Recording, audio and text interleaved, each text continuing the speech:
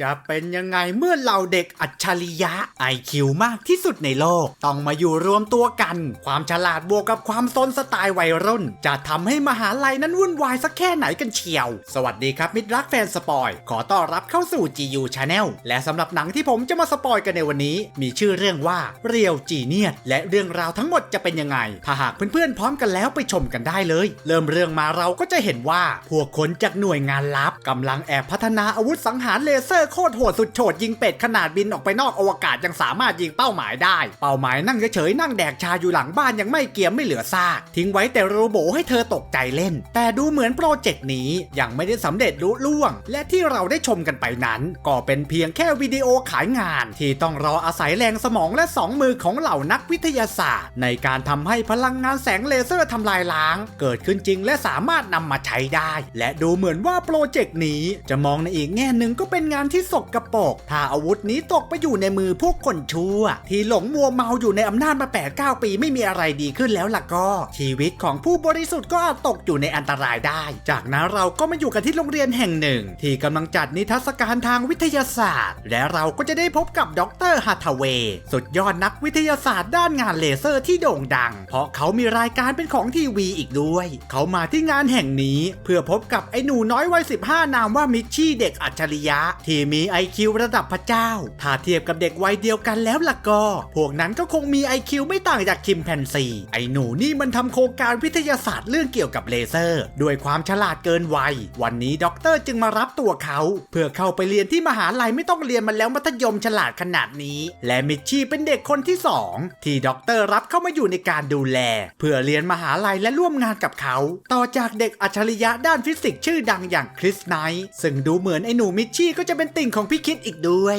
จากนั้นเราก็จะได้เจอกับหนุ่มคริสหนุ่มมหาลัยอัจฉริยะทรงกวนบาทาวันนี้เขามาดูบริษัทที่สนใจอยากจะได้ตัวเขามาทำงานด้วยเมื่อเขาเรียนจบซึ่งดูเหมือนตามสไตล์อัจฉริยะไม่แคร์สื่อกูก็แต่งตัวมาตามใจไม่สนใจว่าใครจะคิดยังไงจากนั้นเราก็จะเห็นว่าไอ้หนูน้อยมิชชี่มันมาถึงที่มหาลัยแล้วแต่เมื่อเขาเข้าไปในหอพักก็ได้พบกับสภาพแห่งความจริงว่าเด็กพวกนี้ก็เป็นแค่เด็กมหาลัยทั่วไปชอบเล่นสนุกแดกเหล้ากินเบียร์แถมห้องต่างๆก็โคตรจะรกและยังเต็มไปด้วยคนแปลกๆเต็มไปหมดที่นั่นเขาก็ได้เจอกับรูมเมทของเขาที่ดูเหมือนจะแนะนำให้มิชชี่ได้ชื่นชมอุปกรณ์ที่เขาประดิษฐ์ขึ้นไม่ว่าจะเป็นเครื่องยืดหำให้ยาวหรือว่าจะเป็นจานบินทรงกลมที่พร้อมจะพังทุกหน้าต่างที่บินผ่านและหนุ่มคนนั้นก็แนะนำตัวและเขาก็คือคริสไนท์ขวัญใจไอ้หนูมิชชี่นั่นเองทางด้านไอ้ด็อกเตอร์ฮัทเวย์ก็โดนคนจากหน่วยงานลับมาเร่งรัดบอกว่าให้สร้างเครื่องเลเซอร์ให้สำเร็จโดยเร็วไม่อย่างนั้นมีหวังโครงการถูกยุบและพวกเราก็จะซวยกันหมดอย่างแน่นอนจากนั้นเราก็จะได้เห็นว่า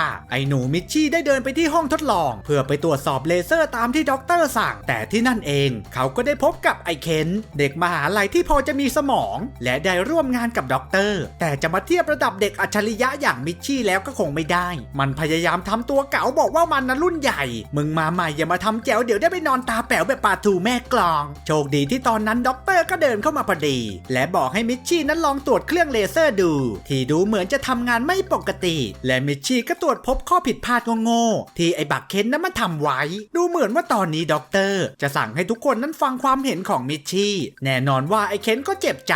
มาใหม่แล้วยังมาแจ๋วเกินหน้ากูอีกกูละอยากช้อนหน้ามึงจริงๆเคียวต่อมาคืนนั้นขณะที่หนุ่มน้อยสมองดีกำลังจะไปปั๊ม IQ ที่ห้องสมุดแต่เปิดประตูออกมาทั้งหอพักก็กลายเป็นลานน้ำแข็งไปซะแล้วฝีมือก็ไม่ใช่ของใครที่ไหน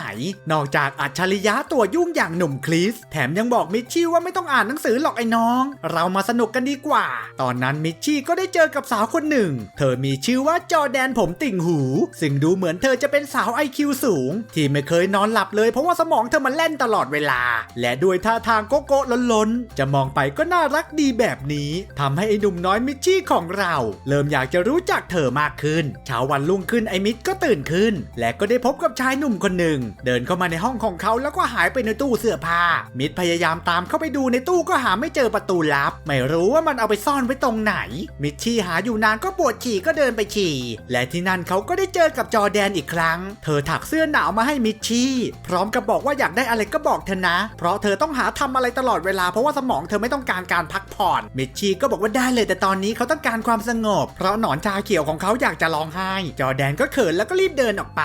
จากนั้นมิชก็มาถามพ่อหนุ่มคริสว่าไอ้หนุ่มผมยาวที่เดินเข้ามาในตู้ เสื้อผ้านั้นเป็นใครคริสก็บอกว่าคนนั้นนะเขาชื่อฮาริเฟกแต่ก็ไม่ได้บอกเพิ่มเติมว่าไอ้หนุ่มฮาริเฟกคนนี้มันเป็นใครจากนั้นไอ้หนูน้อยมิชชี่ก็ได้ใช้ชีวิตเยี่ยงเด็กมหาลัยไปเรียนทุกคาบตั้งใจทำโปรเจกต์และช่วยด็อกเตอร์ทำงานเลเซอร์ของเขาให้เสถียรตอนแรกนักเรียนก็เต็มห้องไปมาก็เอาวิทยุมาอัดเสียงกันไว้เช่นเดียวกับไอ้คิสที่ตอนแรกก็ช่วยกันทำงานเลเซอร์แต่พอเวลาผ่านไปดูเหมือนจะเหลือแต่มิชชี่คนเดียวที่ตั้งใจเรียนและทำโปรเจกต์จนดึกดื่นหนักไปกว่านั้นพอเวลาผ่านไปแม้แต่อาจารย์ก็ไม่มาสอนเขาเองก็เอาเทปมาเปิดหน้าห้องเรียนนี่มันมหาลัยแบบไหนกันวะเนี่ยมิชชี่ก็งงคืนนั้นเองขณะที่มิชชี่กำลังอ่านหนังสือจนเหนื่อยตอนนั้นเขาก็เกิดสงสัยว่าไอฮาริเฟกมันหายไปในตู้เสื้อผ้าได้ยังไงวะเนี่ยมิชชี่จึงตัดสินใจไปค้นดูในตู้เสื้อผ้าอีกครั้งและแล้วครั้งนี้เขาก็ได้พบกับทางเข้าลับที่มีรถรางพาเขาไปที่ชั้นใต้ดินและเขาก็ได้แอบเห็นว่าไอฮาริเฟกนั้นอาศัยอยู่ที่นั่นและดูเหมือนกำลังทำโปรเจกต์อะไรบางอย่างวันต่อมาดร.ฮาทาเวย์ก็ได้เรียกคิดไปพบที่บ้านที่กำลังสร้างอย่างหรูหราดูเหมือนได้เงินมาจากภาษีประชาชนดร.บอกกับคิดว่าถ้ามึงอยากเรียนจบแล้วล่ะก็ให้ช่วยไอ้บิ๊กนั่นทำโปรเจกต์ของเขาช่วยกันทำให้เลเซอร์นั้นมีความแรงมากกว่า5เมกะวัตต์ก่อนปิดเทอมภาคฤดูร้อนไม่อย่างนั้นแล้วล่ะก็อย่าหวังว่ากูจะให้มึงเรียนจบตัวคิดเองถึงแม้จะเรียนจบหมดทุกวิชาแล้วแต่ตามสัญญาที่เขาให้ไว้กับด็อกเตอร์ถ้าไม่ทำโปรเจกต์นี้จนจบเขาก็ไม่มีสิทธิ์เรียนจบมหาลัยแห่งนี้วันต่อมาแทนที่ไอ้คิดมันจะมาช่วยไอ้มิดทำโปรเจกต์เขากลับมาบอกไอ้หนูมิดว่ามึงจะเครียดเกินไปแล้วนะไอ้หนูน้อยเดี๋ยวไม่โตเรามาหาอะไรผ่อนคลายกันหน่อยจะดีกว่าไอ้คิดมันไปเชิญสาวๆสุดแซ่บจากมหาลัยใกล้เคียงให้มาจัดงานปาร์ตี้ในมหาลัยของเขาโชคไม่ดีที่ไอ้เค้นตัวอิจฉามันแอบไปเห็นเข้าจึงรีบแจ้งไปฟ้องด็อกเตอร์ที่กำลังถ่ายรายการทีวีด็อกเตอร์ได้ยินก็โมโหมากแล้วบอกให้เคนรีบพาเขาไปที่นั่นทางด้านไอ้หนูมิชชี่ตอนแรกก็ดูเหมือนจะไม่ยอมไปปาร์ตี้กับเขาแต่อยู่ดีๆตอนนั้นเองสาวจอแดนก็เข้ามาร่วมวงด้วยเธอชวนเขาไปทำการทดลองกันในสระน้ำมิชชี่ก็อยากจะจักรจี้เธออยู่แล้วก็ไม่รอช้าไปเล่นกับเธอในสระโชคไม่ดีที่ตอนนั้นด็อกเตอร์ก็เข้ามาเห็นพอดีเขาก็โมโหที่ทั้งสองคนไม่ยอมทำงานมัวแต่มาสร้างความเหลวไหลมาปาร์ตี้กันอยู่ในสระแบบนี้มิชชี่พยายามจะแก้ตัวแต่ดูเหมือนจะไม่เป็นผ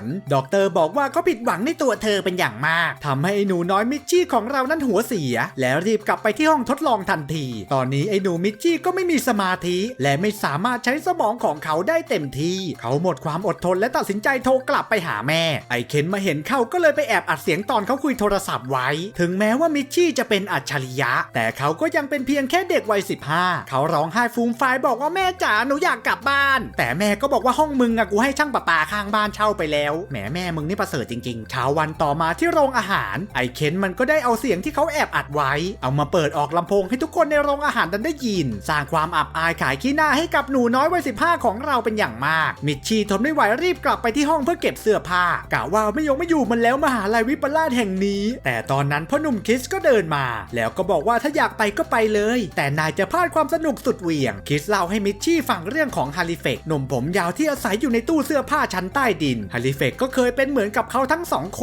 นเป็นอัจฉริยะ IQ สูงและพยายามจะแก้ปัญหาทุกสิ่งอย่างแต่แล้วอยู่มาวันหนึ่งเขาก็มารู้ว่าเขาถูกหลอกใช้ให้ผลิตอาวุธที่ใช้สังหารคนทำให้เขารู้สึกผิดต่อตัวเองและหมกตัวอยู่ที่ชั้นใต้ดินไม่ออกไปไหนอีกเลยคริสไม่อยากให้มิชชี่นั้นเป็นอย่างนั้นเขาจึงชวนให้มิชชี่นั้นมาผ่อนคลายมิชชี่ฟังแล้วก็มีเหตุผลนี่หว่าเอ้ากูไปผ่อนคลายกับมึงก็ได้ทั้งสองคนก็ตัดสินใจเริ่มต้นด้วยการแก้แค้นไอ้เคนที่บังอาจมาบูลลี่กูทั้งคู่ช่วยกันเอารถคันหรูของมันจับยัดใส่ห้องในหอแม่มซะเลยรักรถนักใช่ไหมนอนกอดไปเลยสิมึงต่อมาคิสก็ได้ไปหาด็อกเตอร์ซึ่งดูเหมือนเขาจะแอบประชุมลับอะไรบางอย่างตอนที่คิสไปถึงด็อกเตอร์รู้เรื่องแล้วที่เขาไปแกล้งไอ้เคนด็อกเตอร์จึงบอกว่ากูละทนกับนิสัยเหลวไหลของมึงต่อไปไม่ไหวแล้วและไล่คิสออกจากการเป็นผู้ช่วยคิสก็บอกว่ากูก็จะไม่ทนแล้วเหมือนกันเขาจะไปบอกอธิการบดีว่าเขาต้องการจะเรียนจบแต่ดูเหมือนด็อกเตอร์ฮัทเวย์ก็จะขู่ว่ามึงดูแล้วกันว่าเขาจะเชื่อใครต่อมาคิสก็มานั่งบ่นกับมิชชี่ว่าเขาเพิ่งจะโดนด็อกเตอร์นั้นไล่ออกจากมหาลัยแต่มิชชี่ก็บอกว่าช่างปะไรสิคุณต้องใช้สมองของคุณนั้นพิสูจน์ตัวเองมิชชี่บอกให้คิดนั้นอยู่ต่อและช่วยให้เขานั้นทำเลเซอร์ให้สำเร็จคิดก็เลยตัดสินใจฮึดขึ้นสู้อีกครั้งเหล่าเด็กๆอัจฉริยะก็มาช่วยกันระดมสมองกันอย่างเต็มที่เด็กบางคนก็ทนไม่ไหวใช้สมองมากเกินไปก็ถึงกับเป็นบ้ากันไปเลยทีเดียวคืนนั้นไอ้หนุ่มฮาริเฟกที่เฝ้าดูทั้งสองคนอยู่ตลอดก็ออกมาช่วยระดมสมองด้วยหนุ่มน้อยมิชชี่ไม่ไหวก็ขอตัวเข้าไปนอนแต่ในห้องนอนของเขานั้นก็ได้เจอกับสาวสวยคนหนึ่งที่ดูเหมือนเธอจะเป็นพวกชอบเก็บแต้มเด็กฉลาดเธอก็ได้เข้ามาจู่โจมมิชชี่และต้องการจะสมละห้าเฮ่กับหนุ่ม นุ่มน้อยโดยที่ไม่เกรงกลัวกฎหมายภาคผู้เยาว์แต่ดูเหมือนจากการจูจุ๊บของเธอนั้นจะทำให้มิชชี่นั้นรู้ถึงเสียงหัวใจของตัวเองคืนนั้นเขาตัดสินใจเดินไปที่ห้องของสาวจอร์แดนแล้วก็บอกว่าเขานั้นชอบเธอมากแค่ไหนและดูเหมือนทั้งคู่ก็จะได้จ๊วบจ๊าดกันในคืนนั้นไอเด็กนี่นะมันไวไฟจริงๆทางด้านไอด็อกเตอร์ก็โดนกองทัพจี้มาให้ทำเลเซอร์ให้สำเร็จได้แล้วไม่อย่างนั้นมีหวังชิบหายกันทั้งโครงการทางด้านห้องทดลองก็ดูเหมือนจะมีคนที่ไม่หวังดีนั่นก็คือไอเค้นจอมอิจฉามันอาศัยจังหวะตอนที่ไม่มีคนอยู่เอาสีไปป้ายไว้ที่แผ่นกระจกกะทำให้เลเซอร์นั้นเสียหายคริสกลับมาที่ห้องทดลองแล้วเขาก็เปิดเครื่องโดยที่เขาไม่รู้ก็ทำให้เลเซอร์นั้นเกิดระเบิดออกมาคริสผิดหวังในตัวเองเป็นอย่างมากและถูกไอเค้นนั้นเยาะเย้ยแต่ดูเหมือนขณะที่เขากำลังระเบิดอารมณ์ใส่ตู้เย็นเขาก็ทำไนโตรเจนเหลวที่เขาแช่แข็งไว้นั้นหล่นออกมาตอนนั้นเองคิดก็เกิดอาการที่เรียกว่ายูเลกากูคิดออกแล้วว่าจะแก้สมการเลเซอร์นี้ยังไงดีเขาโห่ร้องดีใจและรีบไปตามหาไอ้หนูน้อยมิชชี่และรีบตามด็อกเตอร์ให้มาที่ห้องทดลองเขาอธิบายวิธีการที่จะทำให้เลเซอร์นั้นเกิดความเสถียรและในที่สุดเลเซอร์ขนาด5เมกะวัตต์ที่ด็อกเตอร์ต้องการก็สำเร็จลุล่วงด็อกเตอร์เห็นก็ดีใจแล้วก็บอกให้คิดนั้นสามารถจบการศึกษาได้เด็กๆก็ดีใจแล้วก็พากันออกไปฉลองกันในเมืองแต่ดูเหมือนที่บาร์นั่นเองพวกเขาก็จะได้เจอกับแขกที่ไม่ได้รับเชิญนั่นก็คือไอ้หนุ่มผมยาวฮาริแฟกที่มันมากระตกต่อมความคิดอีกด้านหนึ่งให้คิดได้รับรู้ถึงสิ่งประดิษฐ์ที่เขานั้นประดิษฐ์ขึ้นพวกเขาไม่เคยสงสัยเลยว่าด็อกเตอร์จะผลิตเลเซอร์ที่มีพลังทำลายล้างขนาดนี้ไปทำไมบักคิดไต่ตองดูจึงรู้ว่าเขาอาจจะโดนหลอกใช้ให้ผลิตอาวุธทำลายล้างแล้วก็ได้พวกเขาก็รีบกลับไปที่ห้องทดลองแต่ดูเหมือนตอนนี้เลเซอร์ก็จะไม่อยู่แล้วคิดได้แต่โทษตัวเองว่าเขานั้นโดนหลอกใช้แต่จะให้มายอมแพ้และยอมให้อาวุธสังหารนี้ตกไปอยู่ในมือคนผิดก็ไม่ได้พวกเขารู้ว่าไอ้เคนมันต้องรู้อะไรบางอย่างพวกเขาจึงไปวางยาสลบแล้วแอบใส่ลำโพงไว้ในฟันของไอ้เคนพอไอ้เคนตื่นขึ้นมันก็นึกว่ามันกำลังได้ยินเสียงของพระเจ้าที่ต่อว่ามันที่ช่วยในการสร้างอาวุธทำลายล้างพอพวกเด็กๆได้รู้ความจริงก็รีบวางแผนที่จะตามไปทำลายเครื่องเลเซอร์ที่อยู่ในเขตห่วงห้ามเด็กๆก็ไปที่บ้านของด็อกเตอร์และแอบทำบัตรนักวิทยาศาสตร์ปลอมจากนั้นก็ปลอมตัวแล้วก็เข้าไปในเขตห่วงห้ามซึ่งเป็นเขตของกองทัพคิสและมิชชี่ทั้งคู่ก็ได้แอบเข้าไปในเครื่องบินเพื่อไปแฮกระบบระบุพิกัดใหม่จากนั้นทั้งคู่ก็รีบแอบออกมาจากกองทัพวันรุ่งขึ้นที่จะมีการทดลองอาวุธเลเซอร์คิสและมิชชี่ก็ได้ไปเชิญคณบดีให้มาที่บ้านของด็อกเตอร์ฮัตทเวย์อีกทั้งยังชวนสมาชิกจากสภาคองเกรสมาอีกด้วยคิสเล่าให้ฟังว่าตอนนี้กองทัพและด็อกเตอร์กำลังแอบผลิตอาวุธร้ายโดยที่ไม่ได้รับอนุญาตจากสภาและนี่เป็นข้อกล่าวหาที่ร้ายแรงเป็นอย่างมากและพวกเขากำลังจะพิสูจน์ให้เห็นว่าทั้งหมดนั้นเป็นความจริงไม่นานกองทัพก็ส่งเครื่องบินติดเลเซอร์บินขึ้นบนฟ้าแล้วแสดงแสงยานุภาพเลเซอร์ยิงไปตามพิกัดตามเป้าหมายแต่แทนที่มันควรจะยิงไปตามเป้าพิกัดแต่มันกลับยิงไปที่ไหนก็ไม่รู้ด็อกเตอร์มาดูก็รู้ว่าพิกัดนั้นโดนเปลี่ยนและที่นั่นก็คือบ้านของมึงนั่นเองกว่าไอ้ด็อกเตอร์จะรู้ตัวบ้านของมันก็เละเป็นจุนซะแล้วเด็กๆยังแอบเอาป๊อปคอร์นไปใส่ไว้ในบ้านความร้อนที่ได้รับจากแสงเลเซอร์ก็ทำให้ป๊อปคอร์นในบ้านนั้นพองเต็มบ้านไปหมดสุดท้ายกองทัพและด็อกเตอร์ก็โดนจับได้บ้านก็พังชิบหายเด็กๆก็แดกป๊อปคอร์นกันอร่อยเลยมึงละทีนี้และนี่ก็คือผลกรรมจากการที่คิดจะมาหลอกใช้เด็กอัจฉริยะอย่างพวกกูสุดท้ายฮาริแฟกก็ใช้ความฉลาดของเขาจนถูกรางวัลชิงโชคขนาดใหญ่ได้เงินมาหลายล้านเหรียญส่วนเราเด็กๆอัจฉริยะก็กลับไปเติบโตตามเส้นทางของพวกเขาต่อไปและหนังก็จะจบลงแต่เพียงเท่านี้เป็นยังไงกันบ้างครับกับหนังเรื่องเรียวจีเนียสความฉลาดนั้นมีประโยชน์แต่อยู่ที่ว่าใช้ไปในทางที่ถูกหรือผิดหากมีแต่สมองแล้วขาดคุณธรรมโลกก็จะชิบหายเหมือนอย่างที่เราเห็นในทุกวันนี้ยิ่งเรามีคนบ้าที่มีอำนาจในสังคมแล้วล่ะก็จะทำให้โลกของเรานั้นไม่สงบสุขสำหรับภาพยนตร์เรื่องเรียวจีเนียสออกฉายครั้งแรกเมื่อปี 1985ได้คะแนนจากเว็บ IMDb ไป 6.9 คะแนนสุดท้ายนี้ถ้าอยากสนับสนุนช่องของเราก็อย่าลืมกดไลค์กดแชร์กด Subscribe หรือจะสมัครสมาชิกช่องของเราตอนนี้ก็เปิดรับแล้วอยากจะเป็นน้องกูก็แค่เดือนละ20 บาทถ้าใครอยากจะเป็นพี่กูก็จัดมาเลยเดือนละ50หรือจะเป็นแดดดี้พ่อกูก็จัดมาเลยเดือนละ300พวกเราก็จะมีกำลังใจทำคอนเทนต์ดีๆออกมาให้ดูกันต่อไปหรือจะแค่คอมเมนต์พูดคุยกันก็ชื่นใจแล้วทีเดียวแล้วกลับมาพบกับ GU Channel ได้ใหม่ในตอนถัดไปสำหรับวันนี้ลาไปก่อนสวัสดีเด้อ